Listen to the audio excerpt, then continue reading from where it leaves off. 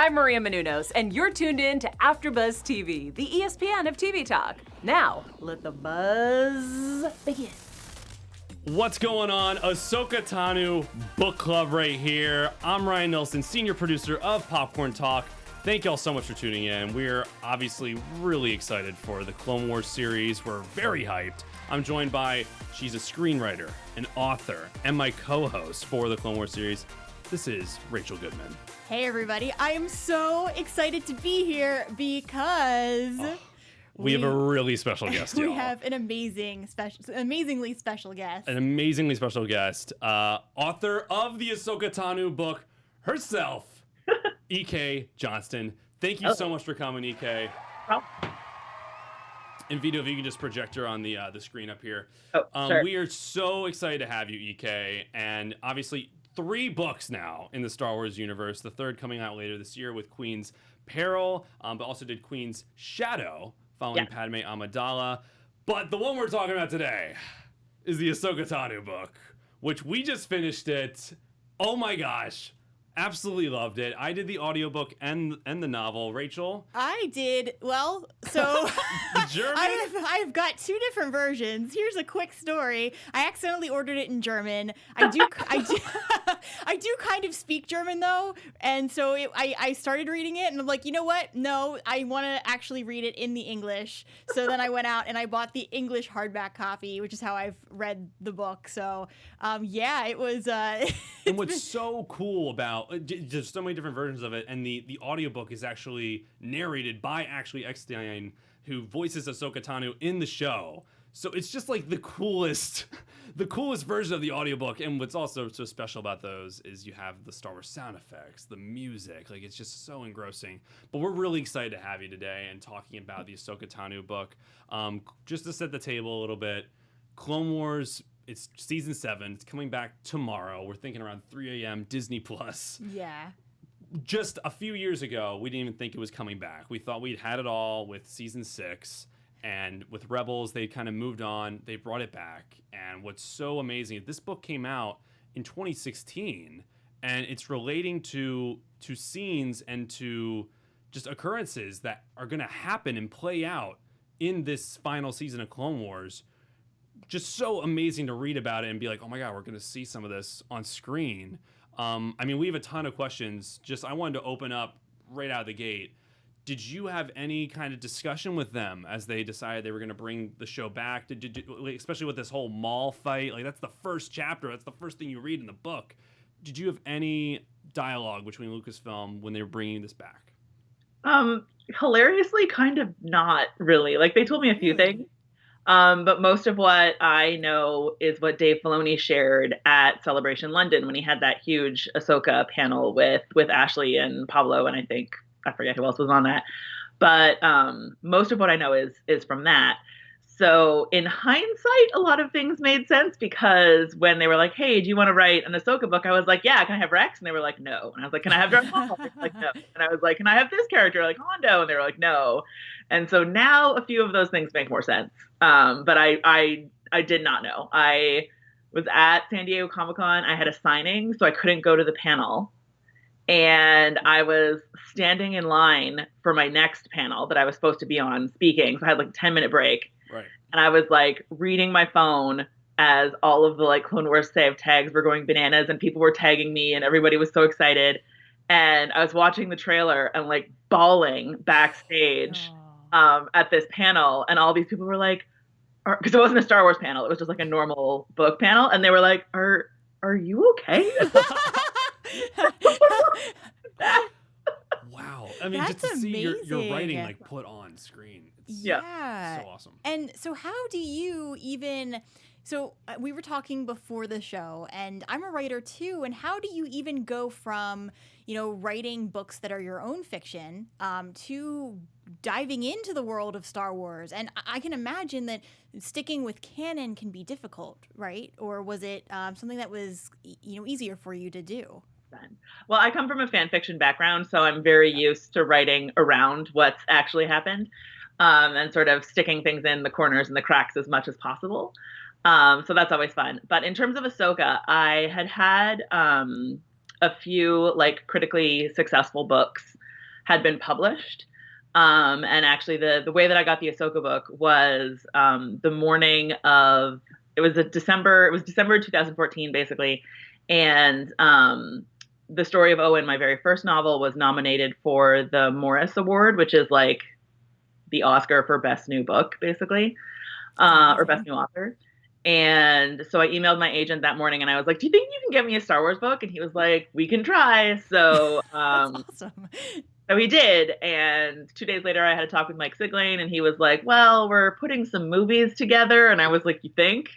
And then in August, they were like, hey, do you want to write a book about Ahsoka? And I was like, yes, I do. Holy cow. And have you been, I just want to get a little more backstory before we dive like into the book and a lot with Clone Wars.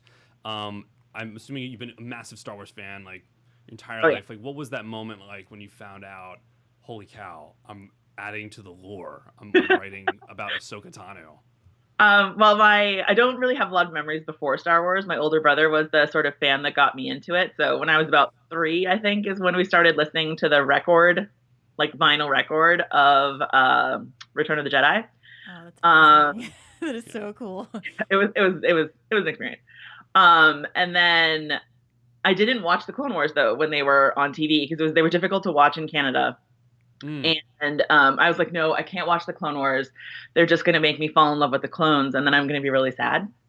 Yeah. So I put off watching the Clone Wars until Rebels came out, and then my friends were like, oh my God, Rebels is so good. What do you mean you haven't seen the Clone Wars? And I was like, fine.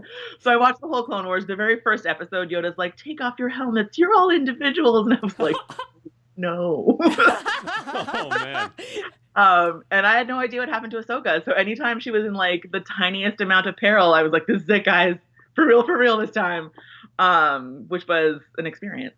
But it was, so it's definitely always been something. And then when my agent called, he actually didn't know how to say Ahsoka Tano. Like he didn't know how to pronounce it. So he just like spelled it for me instead. So it was like, they want you to write a book about a character. Her name is AHS. I started making like really high pitched squealing noises. Like, so that's a yes. And I was like, yes, that's a yes. An excited yes. Wow, that is amazing. And then that's kind of how it started. And then I kind of, the first time I got off the phone with the story group, my first question for them was, where are Ahsoka's ears? And the answer was, make something up. And then the second question was, can I have Rex? And the answer was no. And so I got off the phone and I was like, oh my God, this is going to be amazing. And then I was like deeply terrified. No, I have a question. But it was mentioned, I'm sorry, you had mentioned story group. So when you're writing a book, like when you were writing Ahsoka, did they make you pretty much sit down with them and tell them what you were going to write before you actually started to write the book? Not, well, sort of. It's like, I think it's like the publishing version of that, which is a little bit different. And it's pretty much the same no matter what kind of IP, intellectual property books you're writing. So if you're hired to write a book, they'd like to see an outline. So we did go back and forth on the outline a few times. I've done some non-Star Wars IP that was exactly the same. Like, can you write a book about Ahsoka? Sure, here's my outline. And they'll be like, you can't have Hondo. And I'd be like, no, and then go back through and change things. And the thing that made the Ahsoka outline a challenge was I was writing it while season 2 of Rebels was airing. And so first of all of a sudden Ahsoka is there. Like basically season 2 ended and then the book was announced like a few hours later, which was really cool. But Kanan kept hitting all of the emotional beats that I had planned for Ahsoka to hit. And so I kept like sending in the outline, watching this week's episode of Rebels, and then being like, ugh, I have to change the outline because like obviously she and Kanan are going to have similar aspects to their stories because they're both like a Jedi alone. But I wanted her to have a few sort of more independent things. But that was probably the most challenging, was working on the outline while season 2 of Rebels was airing and trying to keep her arc and Kanan's arc as different as possible. Yeah, because I do see why that could be so similar, considering Kanan always felt a lot of guilt. I think we even mentioned that on the first episode we did of this, where he always felt so much guilt for leaving and being one of the sole survivors. Oh my gosh. Well, what my big question with that is, you know, it's this time in between where we left off with Ahsoka at the end of season 5, and in between there and what we see of her in Rebels, and this book taking place like right after Order 66, and we still have that tiny bit of gap that we're going to probably get filled in with this last season, and the brief flashbacks, the few scenes we get of what happened on Mandalore. Was that conversation with the Star Wars Story Group, was that more they know what happens, or did you actually take lead on a lot of that lore? Did you actually come up with what events transpired? That was actually weird because they wanted the book to start off with the Siege of Mandalore. That was one of the requests. There weren't a lot of like really things cool. I had to put in the book, but that was one of them.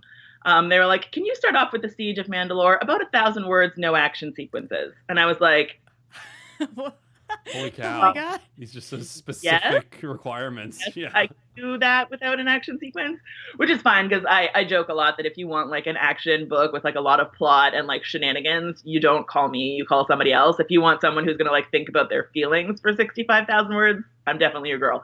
So that worked out really well because I just got to write like 1,000 words of Mandalore and them thinking about their feelings because they weren't allowed to actually fight each other. And so when I saw the trailer for the first time, I was like, oh my God, that's the fight I didn't get to write. I'm so excited. Oh my gosh. That's so wild. It's been as much fun as seeing it. Seeing it's way more fun. Well, For me. So we don't have a ton of time here, but we do want to go into just the book because, again, Rachel and I are fresh off of completing this, and I'm gobsmacked. Like, I loved this book so much. I've read a few Star Wars novels so far, and this one was just such a delight reading, and it just got me beyond excited. Do you know what I loved the most about it? Outside of the fact that we got to see where, what had happened to Ahsoka between 66 and where we see her in Rebels. Mm-hmm. I love the fact that we had Bail Organa and we got to gosh. see baby Leia. How was that, like, being able to write baby Leia? No, you have They're gonna like that scene. Oh my gosh. There's so many awesome little tidbits like that throughout that they might at first feel like tidbits, but they have such a greater meaning. I mean, just everything from the relationship, like, at this point, Ahsoka doesn't quite know what's happened with Anakin, and just anything with Bail Organa, like, teasing and kind of towing the line. How much information can he share? I found that so interesting. And I think one thing that this book just did a fantastic job of is just getting more of Ahsoka's inner voice.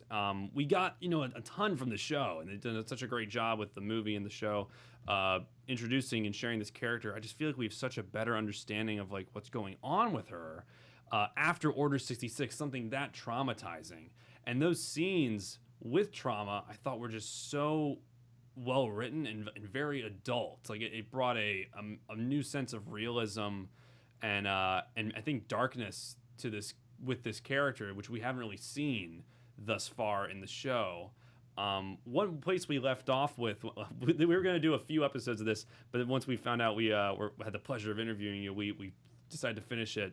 And I just think we should talk about some of our favorite passages and scenes in the book, Rachel. Did you have any that really stood out other than the Bail Organa encounter? There were a couple for me. So I loved the fact that the biggest question, the theme here, I mean, we start off in the beginning with Ahsoka saying, I'm alone, and we end with her saying, I don't have to be alone. I might not be a Jedi, but that doesn't mean that I have to be on my own either. And she recognized the fact that she was always going to want to help people, and she was going to make friends like Kaden, and that she was going to be part of something greater, even if she didn't want to define or label herself as being a Jedi. I loved that. I loved the fact that we got a POV from Obi-Wan. I was like, wow, this is like, we got Anakin in there too. I was like, this is amazing. And with everything going around, like with what we know happens to Anakin, the fact that we would see his moment, where his difficult choice, where he has to be somebody's, training a Padawan. I loved the fact that we got little things like that. It really just complimented the world, and it was so Star Wars. Yeah, that's the thing. Like that's the biggest compliment I feel like you can give is when a book like this, it just feels so much like Star Wars, and it felt like I was watching the show still. Yeah, I agree really completely. So I guess another one of my favorite moments I just wanted to ask about, like the writing process of. So the Black Sun gets involved. Yeah. And we know in one of the final seasons of Clone Wars, there's a scene where Maul goes there and kind of wipes out the Black Sun for the most part. I think he leaves like one guy standing. There's an amazing scene where they chuck a lightsaber and like behead a bunch of people. I'm just curious, like, what was the inspiration getting them involved, and just the idea beyond like we might want to recruit this person. Where did you come from on that storyline?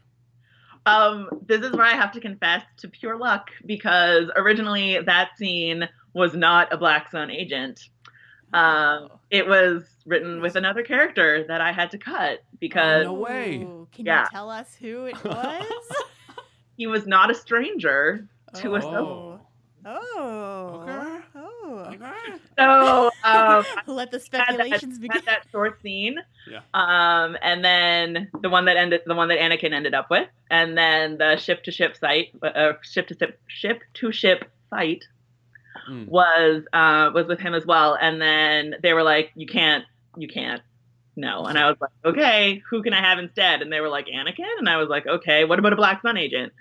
And so it ended up being one of those like everything's connected moments, Yeah. but not in the way that you think. That's so fascinating. It So is. at the end of Solo, I was like, oh, good job, past me. Nice. That's what was actually really cool too, is it felt so connected to so many current works and then future works. Like I could see there are things in this book that could directly relate to things that happen in The Mandalorian, that could happen in the Kenobi series. That one short passage we got of Obi-Wan's POV, I was thinking to myself, okay, the Obi-Wan series has to take from this. Like they have to show this. Obi-Wan, because I wrote that one in like 2016 as well, back when it was still like a rumor. Yeah. Because it's been a rumor forever. But the reason that scene exists is because my favorite Star Wars book is John Jackson Miller's Kenobi. Nice. Oh, yeah. I'm going to drag that book back into canon like one paragraph at a time. And so that's basically how it started, was I'm just going to borrow that book, pull it into mine, and then people will be like, hey, it's both canons, I guess. I don't know. I just love that so much. It's brilliant. Now it has to be canon because, yeah. I love that so much. I love it so much. And I'm going to like drag it with me everywhere I go. What was your favorite scene to actually write in this book? I think my favorite scene to write was actually the one that also scared me the most, which was the lightsaber fight at the very, very end. For two reasons. One, when you see a lightsaber fight, it's like the coolest thing. When you write a lightsaber fight, it's like Ahsoka furrowed her eyebrows and wiggled her fingers like Morpheus in the Matrix. Like it's not exciting. And I knew what happened. And the other thing, of course, that makes that lightsaber fun fight is there's only one lightsaber between the two of them. So I watched the Rebels scene where Ahsoka turns off the Seventh Sister's lightsaber about 100 billion times. And then I practiced writing it out until I liked the way it went.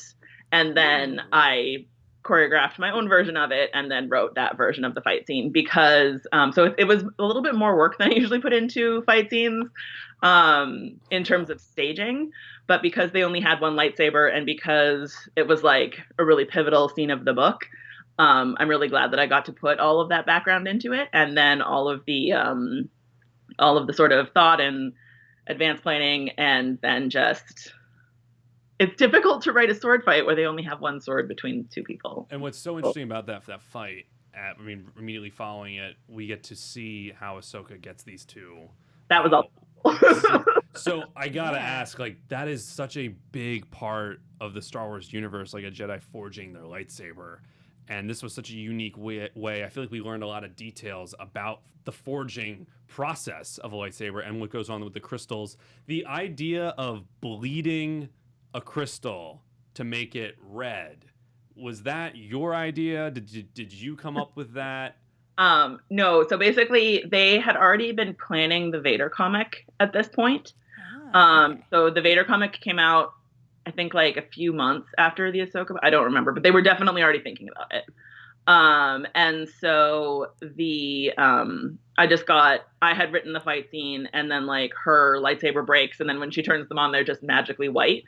And there was a note from Dave Filoni that was like, it's called Bleeding Lightsabers. This is what you do. And I'm like, okay. And so I like turned it into a few paragraphs. Dave had written like a script basically where it was just like, she says this, he says this, she says this. Nobody has any like expressed emotion because the animators will take care of that. And so I had to go through and like make it a book because there weren't any, give them facial expressions and body language and all that kind of stuff.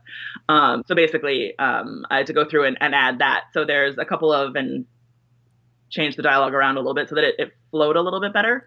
But basically, there was a note from Dave that was like, it's called Bleeding the Lightsabers. It works like this. And then I added that part. Wow, that's incredible. That's really cool. Yeah, that is such a cool story. Did you, what was it about the Ahsoka Tano character that really attracted you to her and to write about it? What's your favorite thing about her? Well, I came to Ahsoka kind of late because I didn't watch the Clone Wars till after it was done. Right.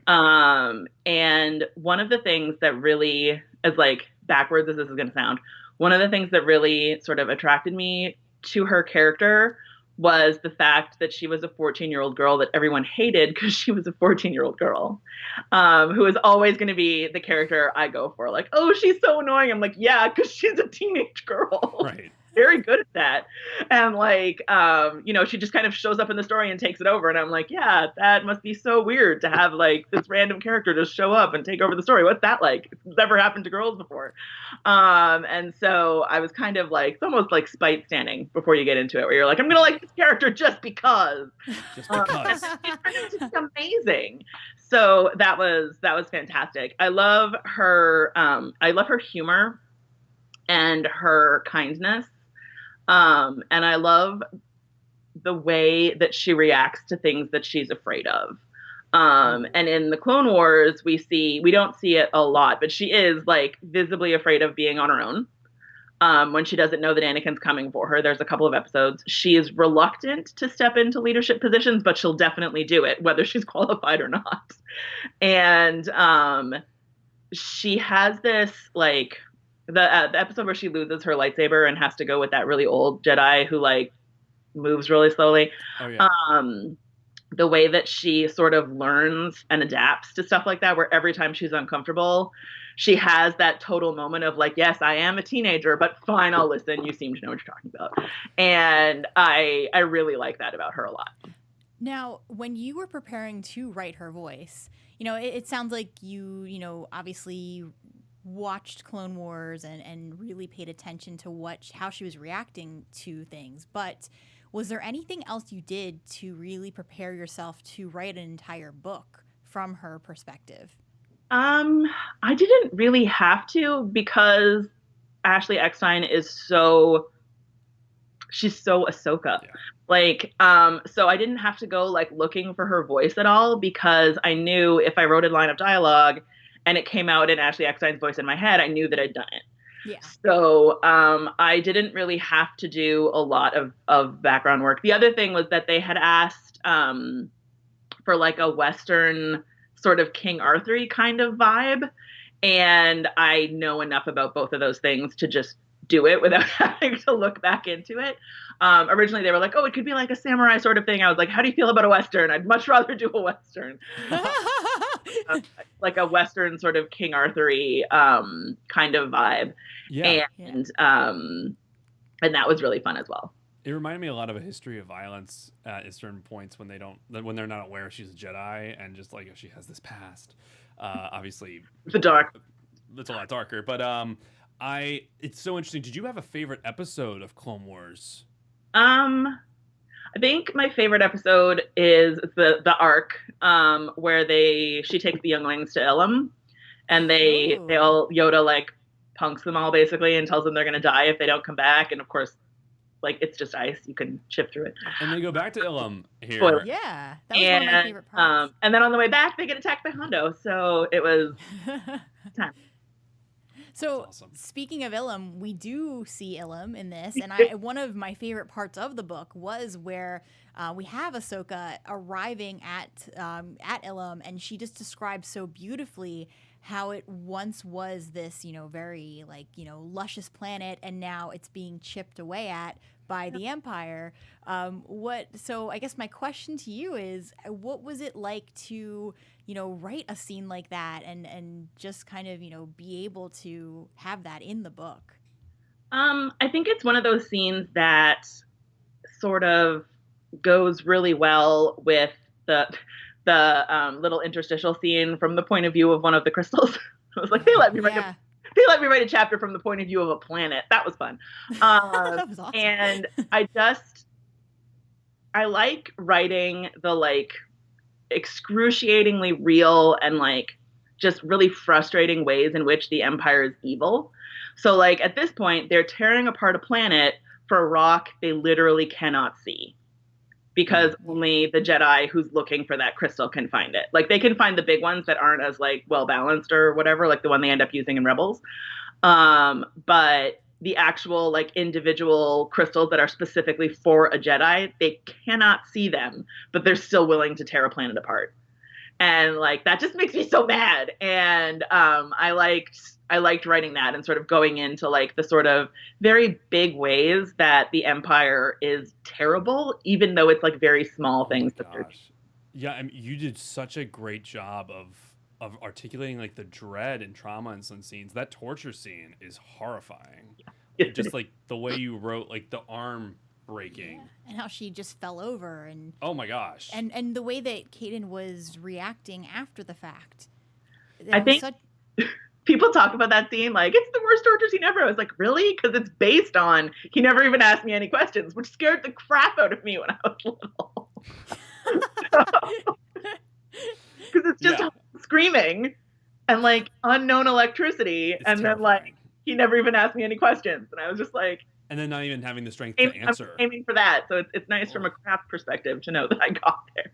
Yeah, it was definitely horrifying. Yeah, I think what it was for me is she's such a young kid, and just, I mean, one, but then two, the fact that this is not only is she younger, but it's not like if Ahsoka had been captured and been interrogated, we know that Ahsoka has certain powers and certain abilities that she'll have more of a fighting chance. But I feel like Kaden was more of an innocent who had no training, and here she was being put in the middle of this, and it was heartbreaking to watch her struggle.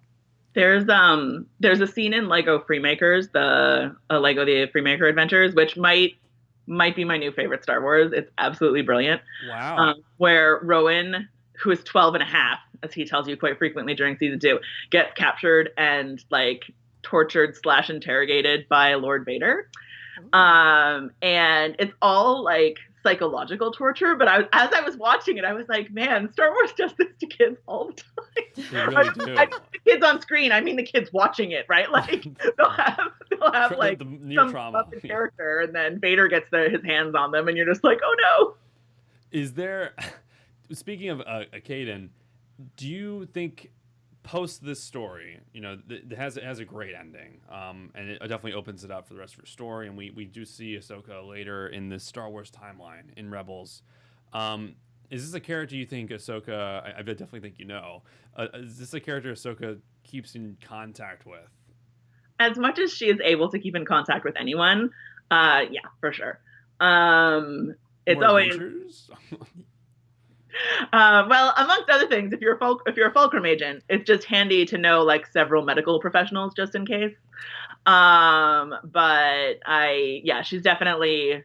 I don't think they're like weakly by any stretch of imagination, because it's on dangerous. The Rolodex. All the time. Yeah. But like they definitely have their methods of keeping in touch. Yeah.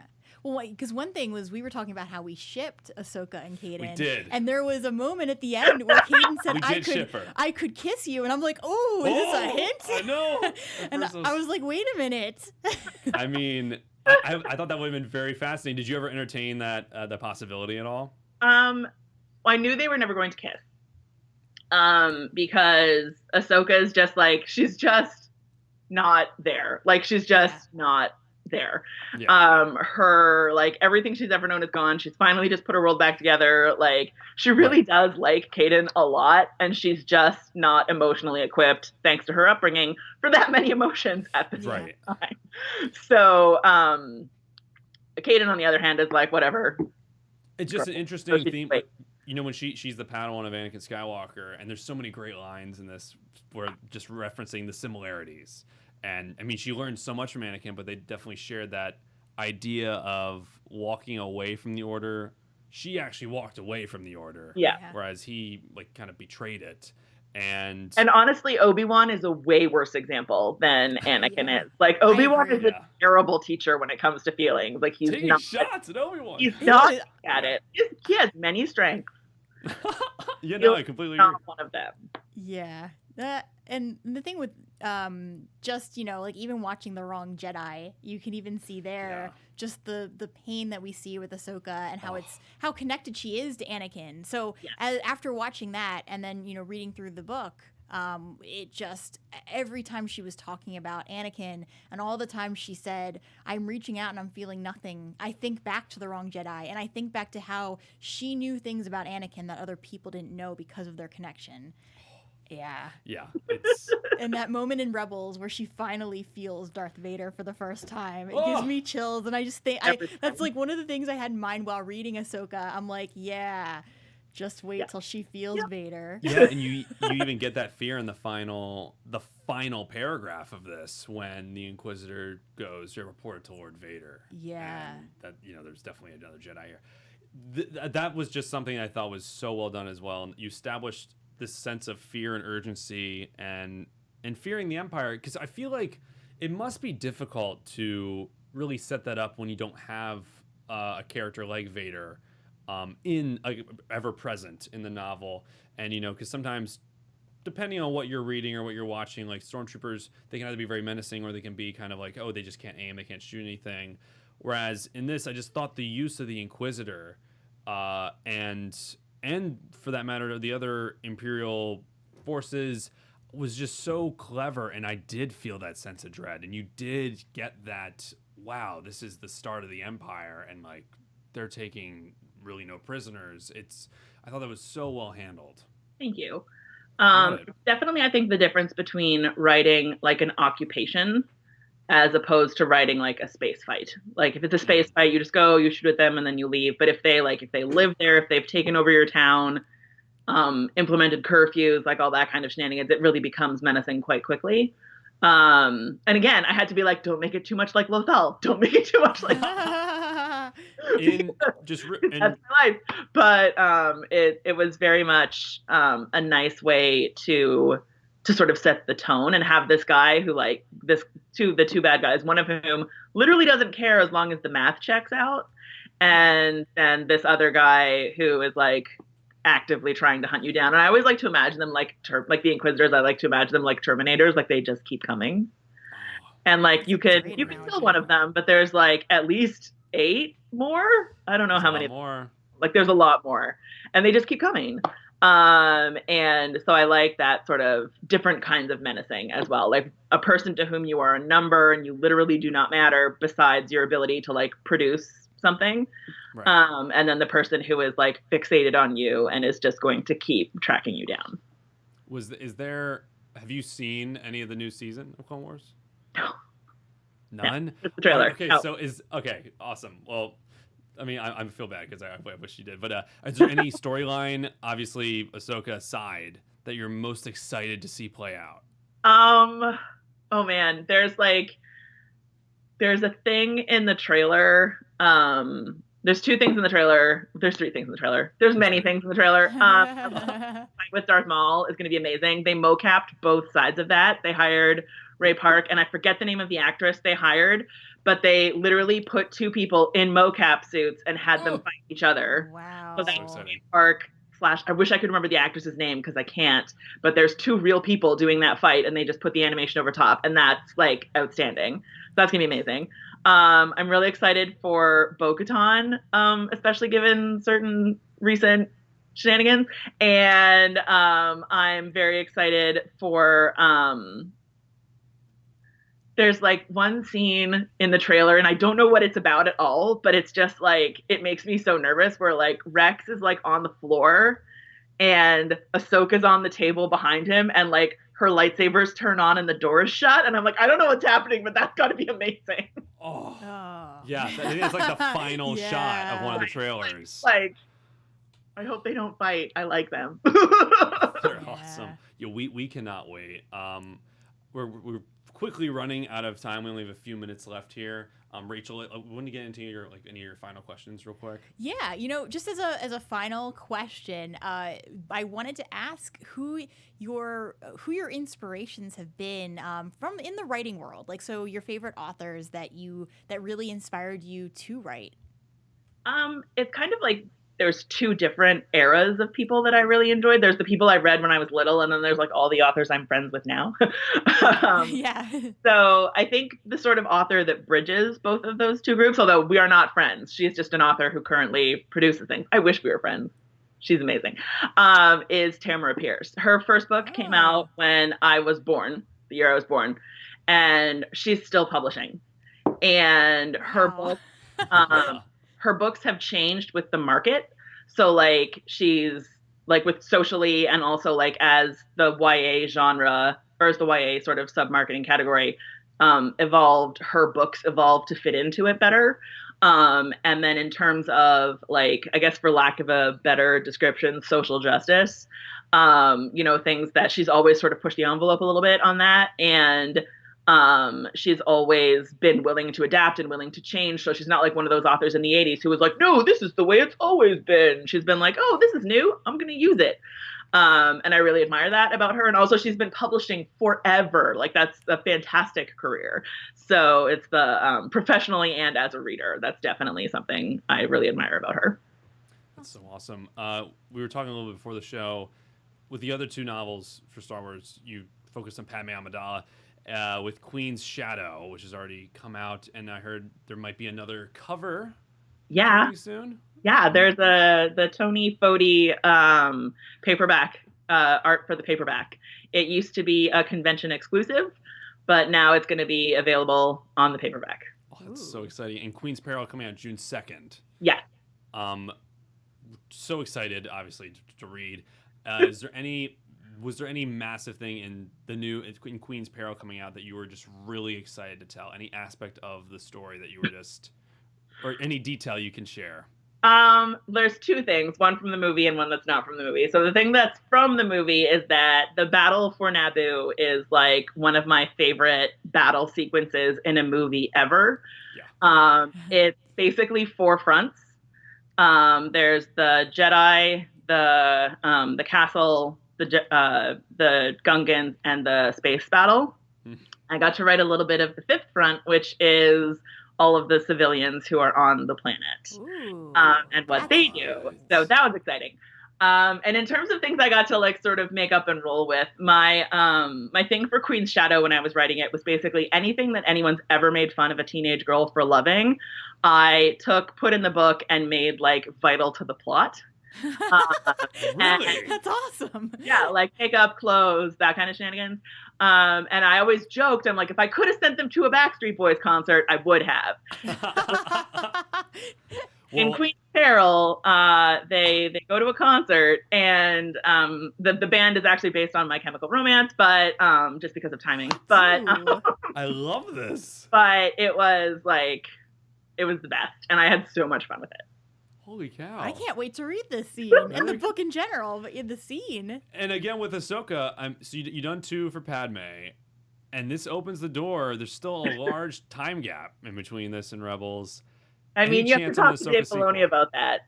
You got to talk to him about it? Yeah. No discussions, no meetings at all? No, you got to talk to Dave. Talk to Dave about it. Well, we will be tweeting at Dave because this was so great, and we need another one. Absolutely. ASAP. Just keep writing Star Wars because you've added such an awesome. This is such an awesome addition to a galaxy far, far away. Yep. Just final thoughts. We have like one final minute here. Rachel, final thoughts. Just that. I think that with the book, just seeing and hearing Ahsoka's perspective in general, because we've seen her on Clone Wars, we've seen her in Rebels, but we never actually got to just focus on her, and it has been mind-opening. So I absolutely loved this, and I'm going to go out and definitely pre-ordering. Yeah, absolutely. Cannot wait. My last thing is just this made me so excited for Clone Wars. This is such an awesome addition. I loved and what's so great in the book. All the flashback sequences are gray, so you can kind of see like, oh, I'm getting close to one. Yeah. and it's a nice little separation from the plot. Yeah. And teases something else. It was so great throughout. And I just want to say, too, it was interesting because most of them were flashbacks, except for maybe 2. And I was like, oh, maybe more than 2. They were all flashes. Yeah. There was a couple that might have been sideways. Ooh. I meant sideways like Obi-Wan. Oh, yeah. But in closing, again, we're so excited for Queen's Peril. Thank you so much for coming on the show. We're really excited for Clone Wars. We just want to know, where can people find you? What is your social media handles? And what else do you have coming up on the horizon? So I am on Twitter at EK_Johnston. Same thing on Instagram. And EK Johnston on Tumblr because they don't let you have underscores. There you go. Cool. And Rachel, where can people find you? You can find me on Twitter at Rach Goodman or on my author Instagram account at Rachel Radner Author. And you can find me at Ryan Nilsen on Instagram, at Ryan Nilsen, Nilsen on Twitter, and Star Wars news every Thursdays at 4 p.m. Pacific Standard Time. Thank y'all so much for watching, and thank you so much, E.K. Johnston, author of the Ahsoka book. Go out, buy it, get Queen's Peril, get Queen's Shadow. Clone Wars tomorrow. Watch Clone Wars tomorrow. Thank you so much for joining us on the Ahsoka book club journey. Take care. Our founder, Keven Undergaro, and me, Maria Menounos, would like to thank you for tuning in to AfterBuzz TV. Remember, we're not just the first, we're the biggest in the world, and we're the only destination for all your favorite TV shows. Whatever you crave, we've got it. So go to AfterBuzzTV.com and check out our lineup. Buzz you later. The views expressed herein are those of the hosts only and do not necessarily reflect the views of AfterBuzz TV or its owners or principals.